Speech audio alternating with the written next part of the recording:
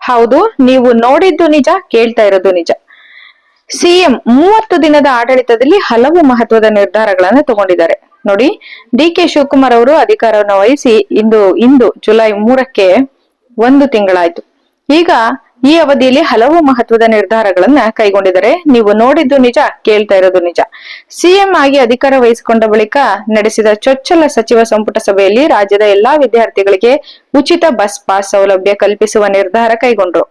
ರಾಜ್ಯದೆಲ್ಲೆಡೆ ಅರ್ಹ ಪ್ರಕರಣಗಳನ್ನ ಆಸ್ತಿಗಳಿಗೆ ಬಿ ಖಾತಾಯಿಂದ ಎ ಖಾತಾಗೆ ಪರಿವರ್ತನೆಗೆ ಅವಕಾಶವನ್ನ ಕೊಟ್ರು. ಪ್ರಮುಖವಾಗಿ ಇದು ನೋಡಿ, 72,000 ಖಾಲಿ ಹುದ್ದೆ ನೇಮಕಾತಿ ಪೂರ್ಣಗೊಳಿಸಬೇಕು. ಅದು ಕೇವಲ 6 ತಿಂಗಳ ಗಡುವು ನೀಡುವುದು ಉದ್ಯೋಗಾಕಾಂಕ್ಷಿಗಳಲ್ಲಿ ಭರವಸೆಯನ್ನ ಮೂಡಿಸಿದ್ದಾರೆ. ಮುಖ್ಯಮಂತ್ರಿ ಡಿ ಕೆ ಶಿವಕುಮಾರ್ ಅವರ ನೇತೃತ್ವದ ಸರ್ಕಾರ 1 ತಿಂಗಳಲ್ಲಿ ಕೈಗೊಂಡ ಪ್ರಮುಖ ತೀರ್ಮಾನಗಳ ಹಿನ್ನೋಟವನ್ನ ನೋಡೋಣ ಬನ್ನಿ. ಹೌದು, ನೀವು ನೋಡಿದ್ದು ನಿಜ.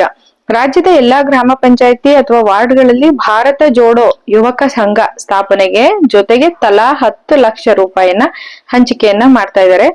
ಮತ್ತೆ 2,500 ಚದರ ಅಡಿವರೆಗಿನ ನೂತನ ವಸತಿ ಕಟ್ಟಡಗಳಿಗೆ ಶಾಶ್ವತ ವಿದ್ಯುತ್ ಸಂಪರ್ಕಕ್ಕೆ ಓಸಿ ವಿನಾಯಿತಿ.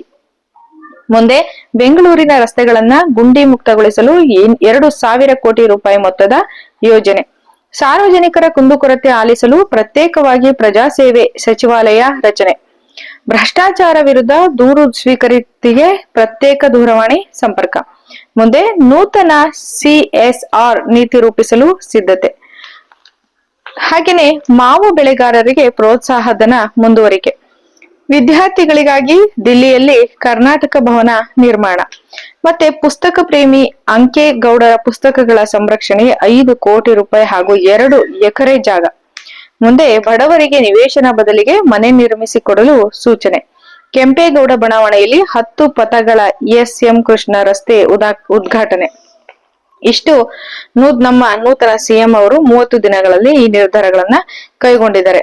ನೋಡಿ, ಡೀಸೆಲ್ ದರ ಏರಿಕೆ ಹಿನ್ನೆಲೆಯಲ್ಲಿ ಬಸ್ ಪ್ರಯಾಣ ದರ ಹೆಚ್ಚಳ ಸಂಬಂಧ ಸಾರಿಗೆ ನಿಯಮಗಳ ಪ್ರಸ್ತಾವನೆ ಕುರಿತಂತೆ ವರದಿ ಪಡೆಯಲಾಗುತ್ತಿದೆ. ವರದಿಯನ್ನ ಪರಿಶೀಲಿಸಿ ಸೂಕ್ತ ತೀರ್ಮಾನ ತಗೋತೀವಿ ಅಂತ ಹೇಳಿ ಸಿಎಂ ಅವರು ತಿಳಿಸಿದ್ದಾರೆ. ಹಾಗೆ ಇಂಧನ ದರ ಏರಿಕೆಯಿಂದ ಸಾರಿಗೆ ಸಂಸ್ಥೆಗಳಿಗೆ ನಷ್ಟ ಆಗ್ತಾ ಇದೆ. ಹಾಗಾಗಿ ಸಂಸ್ಥೆಗಳ ನೌಕರರ ಹಿತವನ್ನ ಗಮನಿಸಬೇಕಾಗಿದೆ.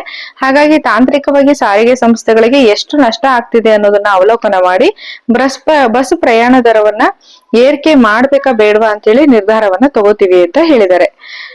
ಮುಂದೆ ಇವರು ವಿದ್ಯುತ್ ವಿತರಣೆಗೆ ಖಾಸಗೀಕರಣಕ್ಕೆ ಇವರು ಸಮ್ಮತಿಯನ್ನ ಕೊಟ್ಟಿಲ್ಲ, ಅಸಮ್ಮತಿಯನ್ನ ನೀಡಿದ್ದಾರೆ. ವಿದ್ಯುತ್ ವಿತರಣೆ ಖಾಸಗೀಕರಣಕ್ಕೆ ರಾಜ್ಯ ಸರ್ಕಾರದ ಸಮ್ಮತಿ ಇಲ್ಲ ಎಂದು ಮುಖ್ಯಮಂತ್ರಿ ಡಿ ಕೆ ಶಿವಕುಮಾರ್ ಅವರು ಸ್ಪಷ್ಟಪಡಿಸಿದ್ದು, ಈ ಸಂಬಂಧ ಕರ್ನಾಟಕ ವಿದ್ಯುತ್ ನಿಯಂತ್ರಣ ಆಯೋಗದ ಎದುರು ಆಕ್ಷೇಪಣೆಯನ್ನ ಸಲ್ಲಿಸಲು ವಿದ್ಯುತ್ ಸರಬರಾಜು ಕಂಪನಿಗಳಿಗೆ ಸ್ಪಷ್ಟ ನಿರ್ದೇಶನವನ್ನ ನೀಡಿದ್ದಾರೆ.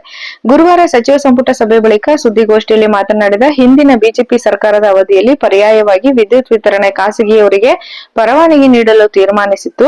ಅಂತೆಯೇ ಟಾಟಾ ಸಂಸ್ಥೆಯವರು ವಿದ್ಯುತ್ ವಿತರಣೆಯ ಅನುಮತಿ ಕೋರಿ ಅರ್ಜಿ ಸಲ್ಲಿಸಿದ್ದು ಕೆಇಆರ್ಸಿ ಈ ಬಗ್ಗೆ ನಿರ್ಧರಿಸಲಿದೆ ಎಂದು ತಿಳಿಸಿದರು. ಟಾಟಾ ಕಂಪನಿ ಸರ್ಕಾರಕ್ಕೆ ಅರ್ಜಿ ಸಲ್ಲಿಸಿಲ್ಲ, ಬದಲಿಗೆ ಕೆಎಆರ್ಸಿಗೆ ಅರ್ಜಿ ಹಾಕಿದ್ದು ಆಯೋಗವು ಎಸ್ಕಾಂಗಳಿಂದ ವಿವರಣೆ ಕೇಳಿದೆ.